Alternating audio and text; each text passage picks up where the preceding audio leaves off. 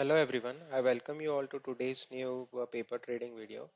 Today's date is 27th of September 2023 and currently time is 10:26 a.m. Okay, so हम लोग पहले pre market analysis plan हम लोग discuss कर लेते हैं। उसके बाद में हम लोग ये डिस्कस करते हैं कि हमने ट्रेड कहाँ पे प्लान किया और वर्डिक्ट क्या रहा। ओके, सो अगर हम लोग प्रीवियस डे मार्केट को देखते हैं, सो एक बार मैं जूम आउट कर लेता हूँ इसे। अगर मैं यहाँ पर प्रीवियस डे मार्केट को अगर मैं दिखाता हूँ, सो कहीं पर मार्केट गया नहीं। ओके, ऊपर गया नीचे गया, पूरा साइडवेज मार्केट रहा। Okay, most of the time. Okay, so हमने ये सोचा था कि हमें एक गैप डाउन मार्केट का ओपनिंग दिख रहा था। और गैप डाउन के केस में क्योंकि मार्केट कंटिन्यूअसली, अगर हम लोग हायर ट्रेंड अगर देखते हैं तो कंटिन्यूअसली मार्केट नीचे की तरफ फॉल हो रहा है। ओके, और in case of gap down इसकी पॉसिबिलिटी बहुत ज़्यादा हो जाएगी। यहाँ पे जो बायर्स एक्यूमुलेट हुए थे ये सोच के कि यहाँ से जो ब्रेकआउट दिया था यहाँ से सस्टेन करके मार्केट एक डब्ल्यू पैटर्न बना के ऊपर जा सकता है, वो सारे बायर्स जो कि डेली चार्ट पे एक्टिवेट हुए थे, वो सारे बायर्स का जो एसएल होगा वो 400 के नीचे होगा। ओके, और 400 समथिंग के आसपास ही ये ओपनिंग दिया था आज का। ओके, सो उसके बेसिस पे हमने ये प्लान किया था कि हम लोग सेल साइड का सेटअप आइडेंटिफाई करने की कोशिश करेंगे। ओके, सो मार्केट ओपन होता है यहाँ पे कहीं पे 464 के आसपास, तकरीबन तकरीबन 150 से पौने 200 पॉइंट्स का हमें गैप डाउन मिलता है। अब हमने दोनों इंडेक्स को देखा। ओके, दोनों इंडेक्स अगर देखेंगे तो दोनों इंडेक्स में एक इनिशियली जो कैंडल बना था, एक रेड कैंडल बना था जो कि बहुत बड़ा रेड कैंडल बना था। सो इस कैंडल के बेसिस पे हम लोग प्लान नहीं कर सकते कि हो सकता है कि ये 500 के ऊपर निकल जाए, जैसे कि इसने 500 के ऊपर जाने की कोशिश की थी।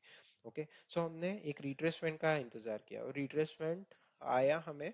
और रिट्रेसमेंट के बाद में भी हमने ये इंतजार किया कि हमें एक रेड कैंडल मिल जाए। ओके, सो रिट्रेसमेंट के बाद में रेड कैंडल हमें ये वाली रेड कैंडल मिली। ओके, सो हमारी जो एंट्री थी यही वाली रेड कैंडल पे, जब ये इसका लो ब्रेक कर रहा था 1 मिनट चार्ट पे, तब हमारी एंट्री यहाँ पे प्लान हुई। ओके, सिमिलरली यहाँ पर भी 19 की कैंडल जो बनी थी वो एक निगेटिव कैंडल बनी थी निफ्टी में भी। So on the basis of that हमने यहाँ पर एक सेल साइड का पोजीशन एक्टिवेट किया था।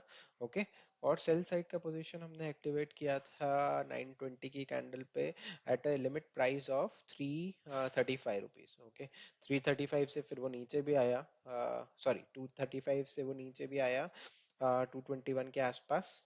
ओके, सो ये हमारा था 335 के आसपास एंट्री था। एसएल था मेरा 285 के आसपास और 385 के आसपास मेरा टारगेट था।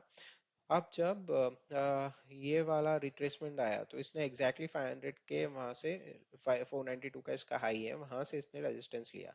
सिमिलरली अगर मैं आगे देखते जाता हूँ तो कभी भी इसने 500 के ऊपर जाने की कोशिश नहीं की। ओके, और जब यहाँ पर निफ्टी और बैंक निफ्टी दोनों डाउन साइड का मोमेंटम दे रहे थे, तब मुझे थोड़ा सा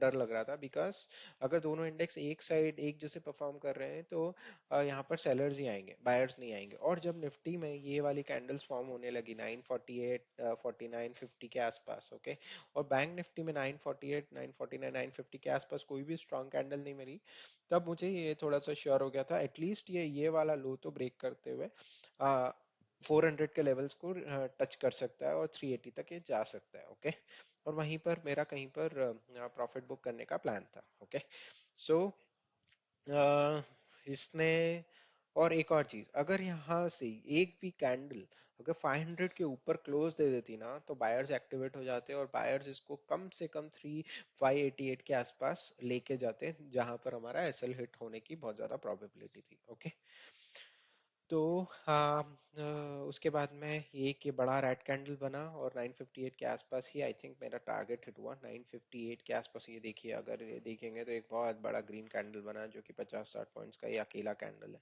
ओके, सो यहाँ पर कहीं पर हमारा प्रॉफिट बुक हुआ और ये था आज का trade. Thanks for watching, will see you in the next video. I am closing the day now.